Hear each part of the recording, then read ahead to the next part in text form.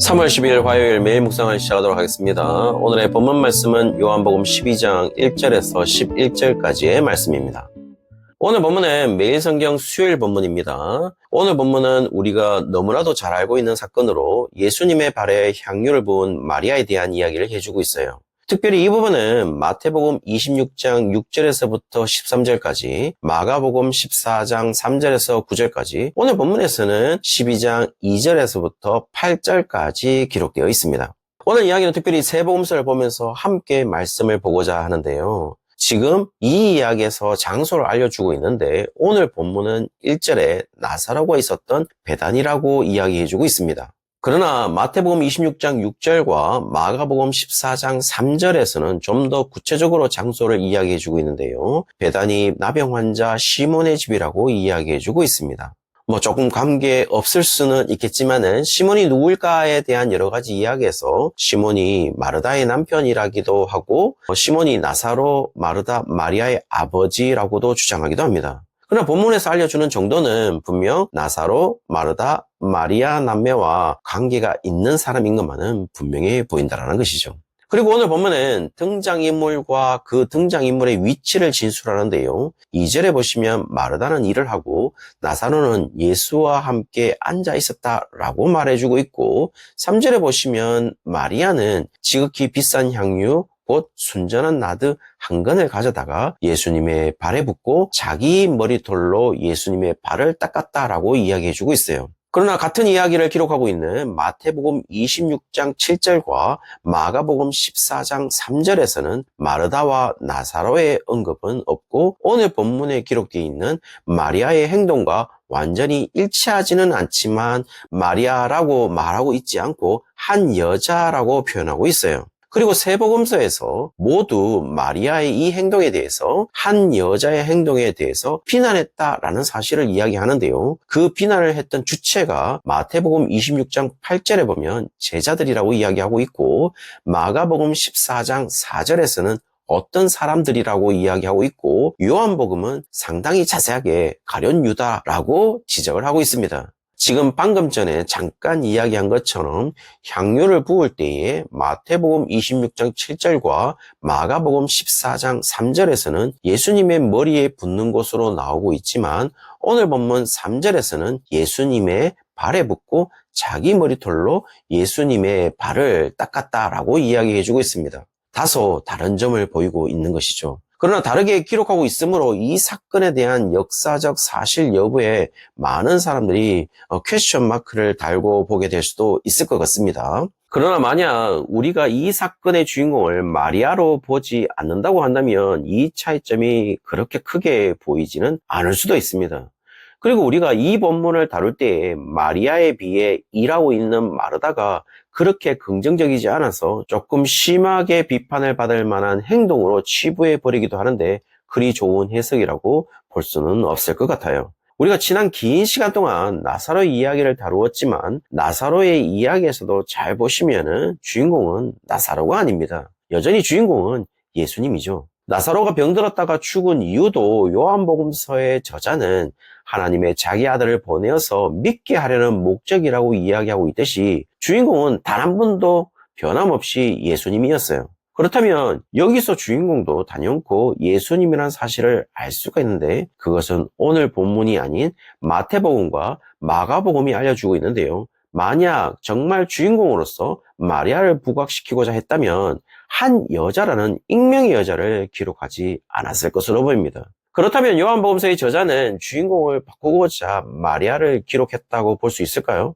그렇지는 않습니다. 그냥 이야기의 디테일을 더 살리고 있을 뿐 지금 본문이 전하려고 하는 의도가 세 복음서가 다르다고 보이지는 않습니다. 그렇다면 본문에서 이야기하고자 하는 것은 무엇일까요? 세 본문에서 나타나고 있지 않은 누가복음 10장 38절에서부터 42절에 나타나는 열심히 일을 하는 마르다와 예수님의 말씀을 듣는 것을 우선으로 하는 마리아의 갈등을 이야기할 필요는 없습니다. 지금 본문에서 유일하게 갈등을 보이고 있는 것은 마리아와 마태복음 26장 8절에서는 제자들이고 마가복음 14장 4절에서는 어떤 사람들이고 오늘 본문 4절에는 가룟 유다라고 지정하면서 이들과 갈등을 가지게 된다는 것을 말해주고 있습니다. 그렇다면 마리아와 오늘 본문에서 지정하고 있는 가룟 유다와의 갈등은 무엇이었을까요? 마리아의 행동은 마태복음 26장 12절과 마가복음 14장 8절과 오늘 본문 7절 통하여서 예수님의 해석을 알 수 있는데요. 그 향유가 언급하는 것이 장례의 날에 시체에 붓는 것을 의미한다는 사실을 알려주고 있어요. 그 말은 예수님의 장례를 의미하는 것이라고 볼 수 있겠죠. 그리고 마가복음 14장 3절에 특이하게 기록하는 부분으로 그 옥합을 깨뜨려 라고 기록하고 있듯이 향유 옥합을 가지고 와서 깨뜨리는 장면은 당시 시신에게 향유의 주둥이를 깨고 붓는 관습을 표현하고 있음을 알 수가 있죠. 따라서 마리아의 행동이 예수님의 장례로 향하고 있다는 사실을 알 수가 있다면 가룟 유다의 행동은 예수님에 대한 것으로 이해되지 않고 오로지 세상적인 가치에서 그 향유를 보았던 것으로 보입니다. 가룟 유다의 말은 옳은 말일 수가 있습니다. 왜냐하면 그 돈을 가난한 자들을 위하여 사용하는 것이 훨씬 유용한 일이지만 그런 행동이 예수님을 이해하지 못했을 때는 예수님의 죽음과 부활을 이해하지 못한다면 그 모든 일들이 아무런 가치가 없다는 사실을 전혀 모르고 있는 것이겠죠. 따라서 우리가 하는 모든 선한 행동이 심지어 조금 극단적으로 이야기한다면 교회에서 행해지는 구제나 선한 사업이 예수님이 제대로 이해되지 않은 예수님의 죽음과 부활이 전혀 이해되지 않은 상태에서 행해지고 있다면 그 모든 일들이 아무런 가치가 없다는 사실을 이야기하는 것이겠죠. 그래서 8절이 말하고 있는 것은 가난한 자들은 항상 너희와 함께 하고 있는데 예수님은 지금 항상 있지 아니하기 때문에 지금 바로 이 시점에서 해야 하는 행동은 바로 예수님의 죽음을 바라보고 그 죽음에 해당하는 맞는 행동을 해야 하는데 지금 마리아의 행동은 예수님의 죽음을 바라보고 그것에 대한 묵시적 표현으로 이 행동을 보고 있음을 예수님이 말씀하시고 있는 것이죠. 만약 그런 의미가 마리아의 행동 속에 없다면 그 행동은 무가치한 행동이고 경제관념이 완전히 상실한 어이없는 행동에 불과한 것임을 이야기해주고 있습니다. 그리고 가룟 유다의 비판이 오히려 적절할 수도 있겠죠. 그리고 예수님을 믿고 있는 가룟 유다의 상태와 같은 자들이 9절에 기록되고 있는데요. 요한복음서의 저자는 이들에 대해서 기록을 하면서 이들은 예수님만 보기 위함이 아니고 죽은 자 가운데 살리신 나사로도 보기 위해서 왔다라는 사실을 이야기해주고 있어요.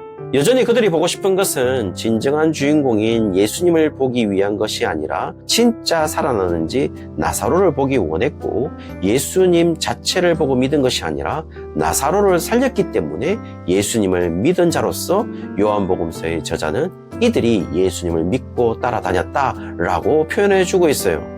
아마도 오늘 본문에서는 300데나리온으로 엄청나게 비싼 향유를 부은 것을 비판을 했지만 정작 은하 30에 예수님을 팔아버릴 가룟 유다와 동일시 보고 있는 것은 아닐까요? 사랑하는 성도님들, 오늘 마리아의 행동에 대해서 가치 판단을 받듯이 우리의 행동 또한 마찬가지로 가치 판단을 받을 수도 있을 것 같습니다. 세상의 가치에서 우리가 영적이고 누구도 칭찬받을 만한 행동을 했다고 할지라도 그것은 오히려 가룟 유다의 시각에 불과한 것일 수도 있을 것 같습니다. 그러나 예수님의 시각에서는 아무런 가치 없는 행동에 불과한 것일 수도 있겠죠. 반대로 세상적으로 가치 없는 것으로 판단될 수 있는 행동도 예수님의 시각에서는 다른 판단을 내리고 있는지도 모릅니다.